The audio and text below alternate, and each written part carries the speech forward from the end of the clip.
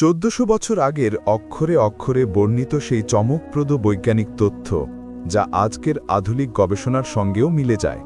যাদের মনে প্রশ্ন জাগে ঈমান আর বিজ্ঞান একত্রে কিভাবে চলতে পারে, তাদের জন্য তৌহিদের কথা নিয়ে এসেছে আলোচনার এক নতুন দিগন্ত।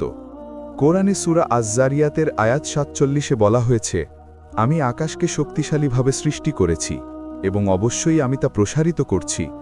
আজকের বিজ্ঞানও বলছে মহাবিশ্ব সত্যিই প্রসারিত হচ্ছে। সূরা আল-মুমিনুনের আয়াত ১৪-এ মানুষের ভ্রূণ গঠনের ধাপ এত নিখুঁতভাবে বর্ণনা করা হয়েছে যা আধুনিক এমব্রায়োলজির সঙ্গে পুরোপুরি মিল রয়েছে।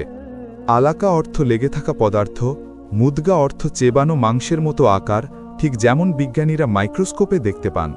সূরা আর রহমানের আয়াত ১৯-২০-এ বর্ণিত হয়েছে, তিনি দুটি সমুদ্র প্রবাহিত করেছেন, তারা মিলিত হয় কিন্তু মেশে না।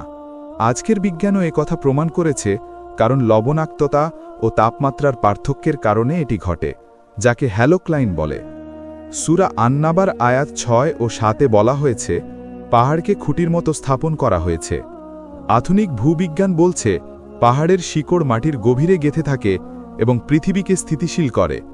১৪০০ বছর আগের একটি পবিত্র কিতাবে এমন নিখুঁত বৈজ্ঞানিক তথ্য থাকা কাকতালীয় নয়। কোরআন শুধুমাত্র ধর্মগ্রন্থ নয়, এটি এক চিরন্তন জ্ঞান ভাণ্ডার।